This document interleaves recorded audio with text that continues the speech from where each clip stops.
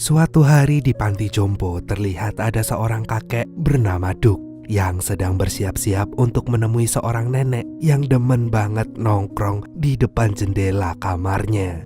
Maksud dan tujuan kedatangan Duk itu adalah untuk membacakan cerita tentang kisah cinta dari sepasang remaja yang sangat membekas di hati Duk. Kisah itu bermula di Seabrook saat seorang pria bernama Noah sedang pergi ke pasar malam. Dalam kesehariannya, Noah bekerja sebagai tukang kayu yang digaji hanya 40 sen per jamnya. Dan pada malam itu, Noah nggak sengaja melihat seorang wanita cantik yang bernama Ellie. Ia merupakan anak dari seorang konglomerat yang tajir melintir. Dan saat itu, Ellie dan keluarganya sedang liburan musim panas di Seabrook. Dan tanpa pikir panjang, Noah pun yang jatuh cinta pada pandangan pertama itu segera mengajak Ellie kencan. Tentu saja Ellie langsung menolaknya. Gak mau nyerah gitu aja, Noah dengan cepat menyusul Ellie dan gebetannya yang sedang naik biang lala. Tapi karena kelebihan beban, Noah pun kemudian nekat bergelantungan di atas sana. Jika Ellie gak mau menerima ajakan kencannya, Noah gak segan-segan akan menjatuhkan dirinya. Karena gak ingin sesuatu hal buruk terjadi, Ellie pun terpaksa menerima ajakan kencan dari Noah. What? No! No? Oh my God! I'm not kidding, no! Still had to buy, you idiot! Not until she agrees! I want to go out with you! Alright. Say that part early. I can't believe it. Besoknya sepulang kerja, Noah gak sengaja melihat Ellie sedang berjalan sendirian. Dengan cepat, Noah pun menagih janji Ellie yang semalam bersedia pergi kencan bersama dirinya. Noah di situ bilang kalau dia gak bisa tidur karena terus memikirkan Ellie yang telah berhasil mencuri hatinya sejak Noah melihatnya untuk pertama kalinya. Agar Ellie yakin dengan perasaannya yang gak main-main, Noah pun segera berjanji akan melakukan apapun yang Ellie mau. Tapi sayangnya itu semua tidak mampu meluluhkan hati Ellie. Bagi Ellie itu semua hanyalah gombalan yang manis di mulut saja. Dan dengan sangat tegas Ellie pun langsung menolaknya. Malam harinya temannya yang bernama Finn ternyata sudah mengatur rencana agar Noah bisa ngedate dengan Ellie. Iya, Finn menyuruh pacarnya yang bernama Sarah agar ngajakin Ellie untuk ikut pergi bersamanya ke bioskop. Karena sudah kepalang basah dan gak ada pilihan lain, Ellie pun akhirnya mau nonton bersama Noah. Dan selesai nonton, Noah sama Ellie pun pulang bersama sambil jalan kaki.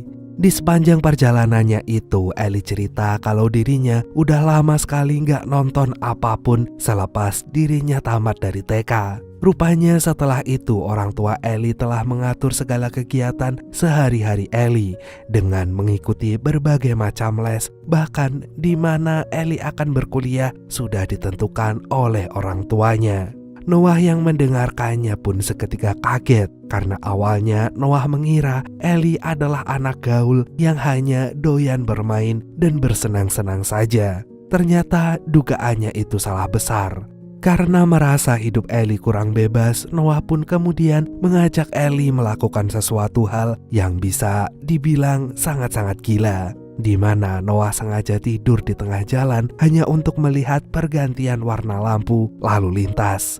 Awalnya Ellie gak mau melakukannya, tapi karena jalanan itu sangat sepi, Ellie pun akhirnya mau mencobanya. Ia lalu memberitahu Noah bahwa dirinya sangat suka melukis. Dan di saat sedang seru-serunya ngobrol, tiba-tiba saja Okay. senang melihat Ellie bisa tertawa lepas, Noah pun lalu ngajakin Ellie berdansa bersama dirinya. You're a terrible singer. In no heart of mine embracing that smile that should.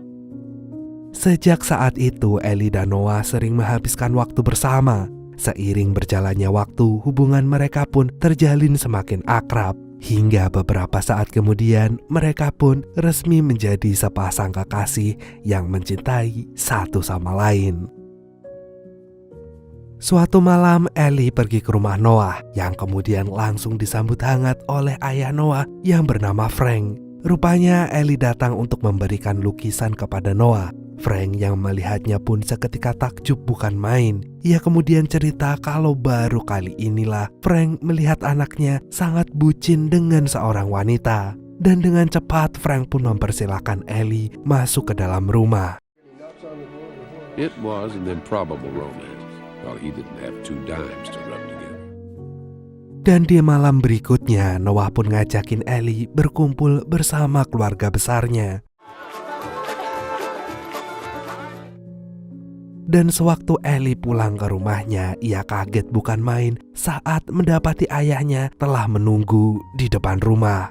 Mengetahui putri kesayangannya diantar oleh seorang pria, ia pun menyuruh Ellie mengajak Noah untuk datang ke rumah.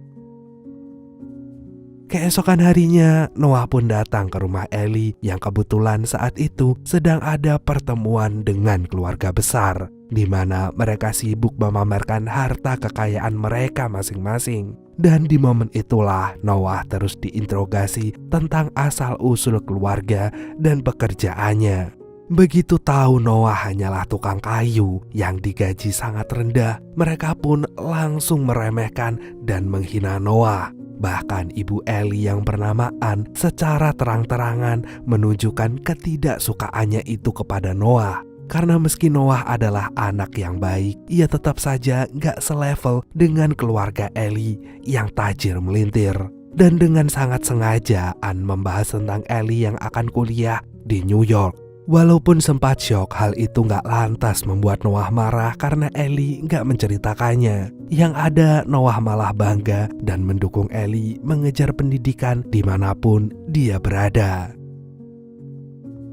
Seusai makan, Noah pun mengajak Ellie berenang di danau, yang kemudian disaksikan langsung oleh kedua orang tua Ellie. Di situ Ann, ibunya Ellie, berdoa agar hubungan dua bocah segera kandas. Malam harinya, Noah pun mengajak Ellie ke sebuah rumah kosong yang ada di pinggir danau. Noah kemudian bilang kalau suatu hari nanti ia akan membeli rumah itu dan merenovasinya sendiri. Mendengar itu, Ellie ingin Noah mengecat rumah dengan cat warna putih dan memasang jendela berwarna biru yang menghadap ke arah danau. Ellie juga request kalau dia ingin dibuatkan sebuah ruangan khusus untuk dirinya bisa melukis. Tentu saja permintaan itu langsung Noah sanggupi. Ia berjanji akan mengabulkan permintaan Ellie.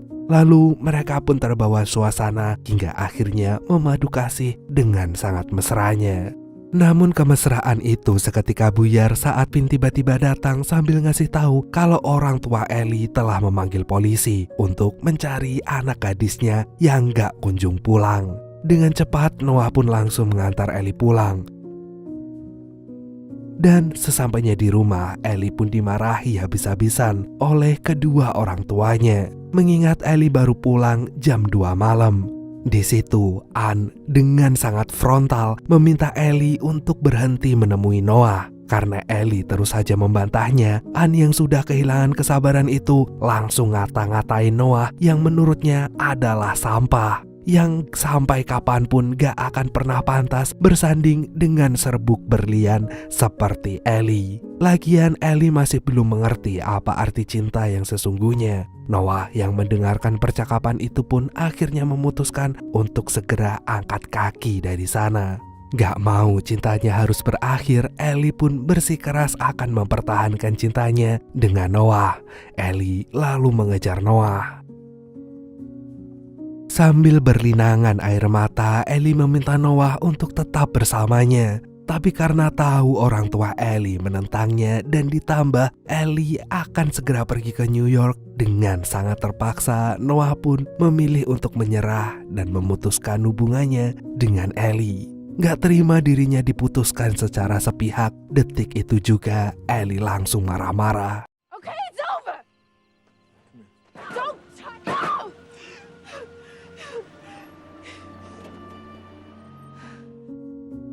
Keesokan harinya, Ellie mendapati dunianya berubah drastis, di mana ia dan keluarganya akan pulang ke rumah mereka yang ada di Charleston. Meski Ellie ngotot gak mau pulang, tapi ia sama sekali gak akan pernah bisa membantah keputusan dari ibunya itu. Dan sebelum benar-benar pergi, Ellie mampir ke pabrik kayu tempat Noah bekerja. Sayangnya di sana hanya ada Finn karena Noah baru aja keluar mengantar barang. Finn kemudian cerita kalau semalam Noah terus-terusan menangisi hubungannya yang telah berakhir dengan Ellie. Mendengar itu, Ellie seketika merasa bersalah. Ia kemudian memberitahu Finn kalau dirinya akan pergi meninggalkan Seabrook. Untuk itulah Ellie nitip pesan ke Finn jika dirinya masih sangat mencintai Noah dan meminta maaf atas apa yang terjadi semalam. Selesai mengatakan itu, Ellie pun bergegas pergi meninggalkan Seabrook.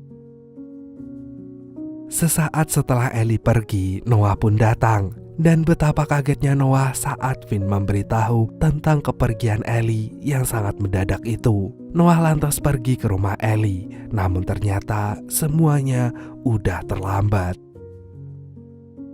Noah kemudian menulis satu persatu surat selama 1 tahun penuh untuk Ellie. Tapi karena surat-suratnya tak kunjung mendapat balasan, Noah akhirnya berhenti mengirimi Ellie surat tepat setelah dia menuliskan surat yang ke-365. Lalu ia pun pergi ke Atlanta bersama Finn untuk kerja. Gak lama kemudian, Noah mendapatkan kabar kalau telah terjadi perang dunia II di negaranya. Ia dan Finn segera mendaftarkan diri untuk ikut berperang selama 2 tahun. Sayangnya saat perang akan berakhir, Finn gugur di medan perang.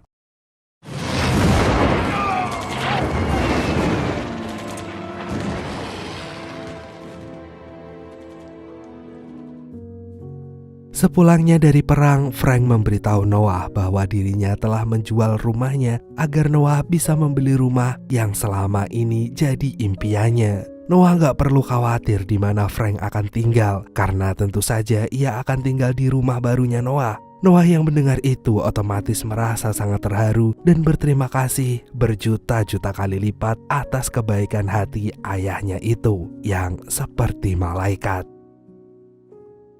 Selang beberapa hari kemudian, setelah berhasil membeli rumah kosong itu, Noah pun bergegas pergi ke Charleston untuk mengurus izin rencana pembangunan rumah barunya. Di tengah perjalanannya itu, Noah gak sengaja melihat Ellie. Dengan cepat, Noah pun turun dari bus dan segera mengejar Ellie. Namun saat akan masuk ke restoran, langkah Noah mendadak terhenti saat menyaksikan Ellie telah bersama laki-laki lain yang ternyata adalah tunangan Ellie. Iya, sewaktu Ellie menjadi relawan sebagai perawat yang membantu mengobati tentara yang terluka, ia gak sengaja bertemu dengan tunangannya itu yang bernama Lon Hammond. Waktu itu tanpa memperdulikan kondisi kesehatannya yang sangat parah, Lon meminta Ellie untuk berkencan dengannya. Dan dengan cepat Ellie pun menolaknya. Ia ingin Lon fokus dulu dengan penyembuhannya. Dan setelah Lon sembuh, ia kembali mengajak Ellie ngedate bersama dirinya. Melihat Lon tak pantang menyerah, Ellie pun akhirnya bersedia menerima ajakan kencan itu. Dan seiring berjalannya waktu, Ellie merasa telah jatuh hati kepada si Lon. Lon sendiri merupakan anak dari seorang pengusaha kaya raya.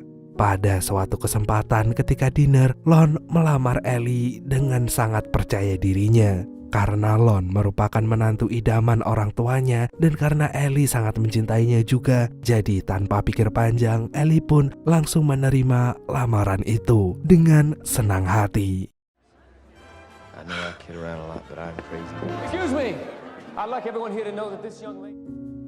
Kenyataan pahit itu lantas membuat Noah buru-buru menyelesaikan rumah barunya. Karena itulah satu-satunya cara yang memungkinkan Ellie pulang ke dalam pelukannya. Tapi gak lama kemudian Noah kembali menelan kenyataan pahit kalau ayahnya telah meninggal dunia. Meski begitu, semangat Noah dalam menyelesaikan rumah barunya itu tidak pernah surut sedikit pun. Dan beberapa bulan kemudian, Noah akhirnya berhasil membangun rumah yang sesuai dengan permintaan Ellie dulu. Karena rumah itu berdiri dengan sangat megahnya seperti sebuah istana, banyak orang yang tertarik ingin membelinya. Meskipun ada yang berani membelinya seharga $50.000 atau sekitar 700 miliar rupiah, tapi Noah tetap kekeh nggak mau menjualnya. Bagaimanapun kenangan yang pernah terjadi sebelum rumah itu dibangun tak akan pernah bisa tergantikan oleh uang seberapapun. Dan dalam melewati hari-harinya yang sepi, Noah sering mengelilingi danau dengan perahunya. Ia kemudian mengencani seorang wanita yang bernama Martha, di mana Martha ini merupakan seorang janda yang ditinggal mati suaminya karena gugur di medan perang. Meski sudah ada yang menemani malam-malam sepinya, tapi jauh dalam lubuk hati Noah yang paling dalam, Ellie tetap tak bisa digantikan. Dengan jujur, Noah bilang kalau sampai saat ini Noah belum bisa move on dari Ellie. Sementara yang terjadi pada Ellie, ia saat ini sedang fitting baju pengantinnya. Dan berdasarkan desas-desus yang ada, pernikahan Ellie dan Lon itu digadang-gadangkan akan menjadi pernikahan terbesar dan termewah yang pernah ada di kotanya nanti. Bahkan kabar itu sudah menjadi berita utama di koran, dan sewaktu Ellie melihat beritanya, ia pun merasa bahagia. Namun sesaat kemudian Ellie kaget bukan main saat mendapati berita tentang Noah yang berhasil menyulap rumah kosong menjadi rumah megah seperti sebuah istana. Dan atas kejadian itu, Ellie buru-buru menemui Lon. Tanpa banyak basa-basi, Ellie memberitahu Lon bahwa ia harus pergi ke suatu tempat untuk menjernihkan pikirannya yang sedang sangat kacau. Dan dengan senang hati, Lon pun mengizinkannya. Ternyata Ellie pergi menemui Noah di Seabrook, di rumah barunya Noah. Karena Noah hanya diam terus, Ellie pun memutuskan untuk buru-buru pergi dari sana.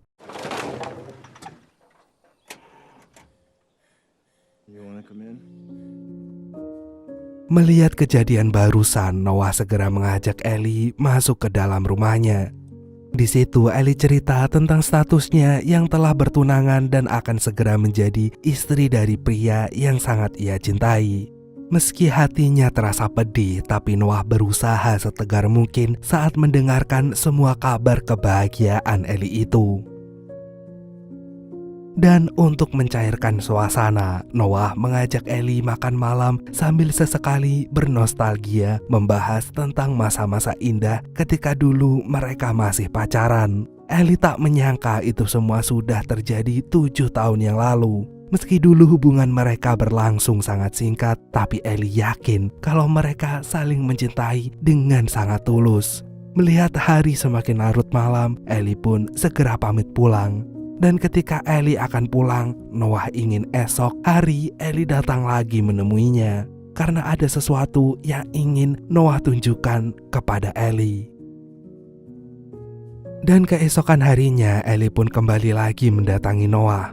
Noah lalu mengajak Ellie mengelilingi danau dengan perahunya di tengah angsa yang sedang berenang, dan kemudian berhenti sejenak untuk memberi makan semua angsa itu. Di situ Ellie akhirnya memuji kerja keras Noah yang berhasil membangun sebuah rumah yang sangat indah. Mendengar itu, Noah hanya bisa tersenyum. Ia sejujurnya sangat senang saat tahu Ellie menyukai rumah buatannya. Itu artinya Noah telah berhasil memenuhi janjinya kepada Ellie. Mengingat hari sudah mendung, Noah pun bergegas mendayung perahunya. Sayangnya hujan lebih dulu turun sebelum mereka sampai ke tepian. Hal itu lantas membuat dua bocah basah kuyup. Ellie pun kemudian merasakan kembali yang namanya kebebasan. Namun gak berselang lama, Ellie tiba-tiba marah dan mengungkit tentang Noah yang tak pernah mengirimkannya surat. Dengan cepat, Noah menjelaskan bahwa ia sudah mengirimkan surat setiap harinya kepada Ellie. Noah kemudian jujur kalau saat ini ia masih menganggap hubungan mereka belum pernah berakhir.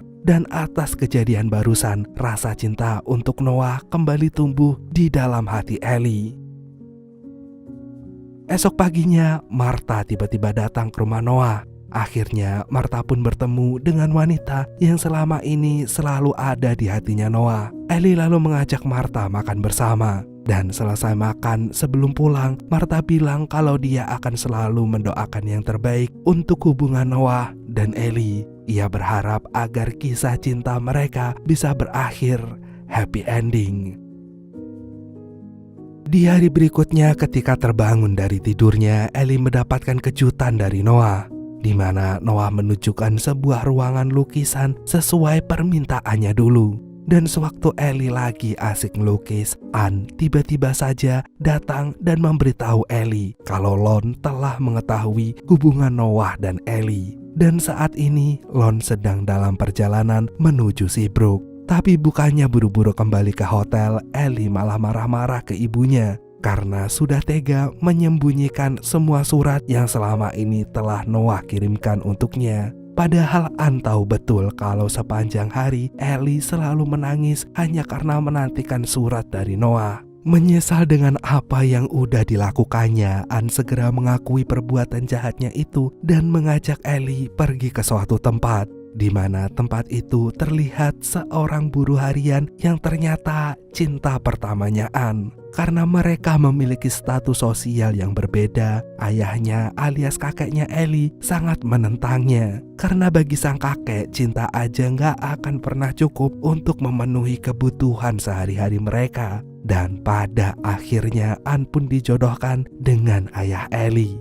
Meski begitu, Ann pelan-pelan bisa mencintainya dan tetap bisa merasakan sebuah kebahagiaan yang utuh. Untuk itulah Ann ingin Ellie memikirkan matang-matang dengan siapa ia ingin menghabiskan sepanjang hidupnya nanti. Ann kemudian mengantarkan kembali Ellie ke rumah Noah. Sebelum pergi, Ann memberikan setumpuk surat yang dulu pernah Noah kirim untuk Ellie.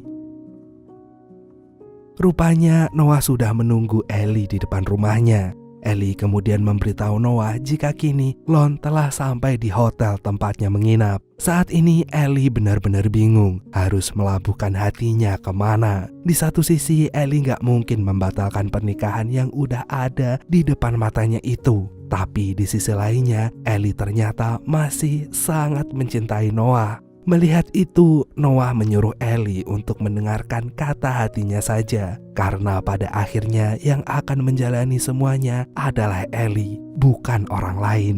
Tapi sebelum itu Noah mengingatkan kalau menikah itu adalah ibadah seumur hidup. Yang mana Ellie harusnya memilih orang yang tepat, yang bisa menambah kebahagiaannya berkali-kali lipat, bukannya malah menambah kesedihan yang membuat hidupnya seakan seperti neraka. Dan sepertinya orang yang tepat itu adalah Lon. Mendengar itu, Ellie pun langsung marah-marah. Ia tak mengerti mengapa Noah bisa sepesimis ini. Mereka lalu terlibat dalam perdebatan yang sengit. Karena udah gak tahan lagi, Ellie pun segera cabut dari rumah Noah.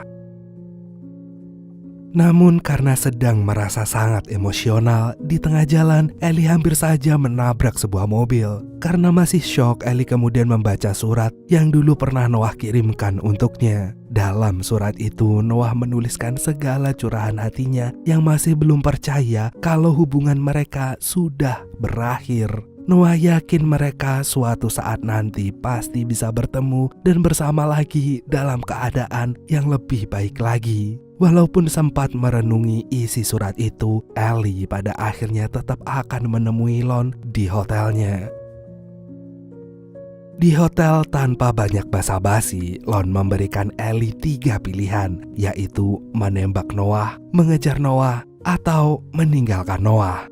Dan meskipun Ellie mengatakan kalau ia sangat mencintai Lon pada akhirnya memutuskan untuk melepaskan Ellie. Karena bagi Lon, kebahagiaan Ellie lah yang paling utama dibandingkan rasa cintanya untuk Ellie. Lagian Lon gak ingin seumur hidupnya menjadi bayang-bayangnya Noah. Dan pada akhirnya Ellie pun kembali ke dalam pelukan Noah. Mereka kemudian menikah dan hidup bahagia. Berkat kekayaan Ellie, Noah pun sekarang akhirnya bisa merasakan hidup bergelimang harta. Sewaktu mendengar akhir dari kisah cinta dua sejoli itu, si nenek tiba-tiba teringat bahwa itu adalah perjalanan dari kisah cintanya bersama dengan pria yang baru saja menyelesaikan ceritanya itu. Iya, Duke ini ternyata adalah Noah.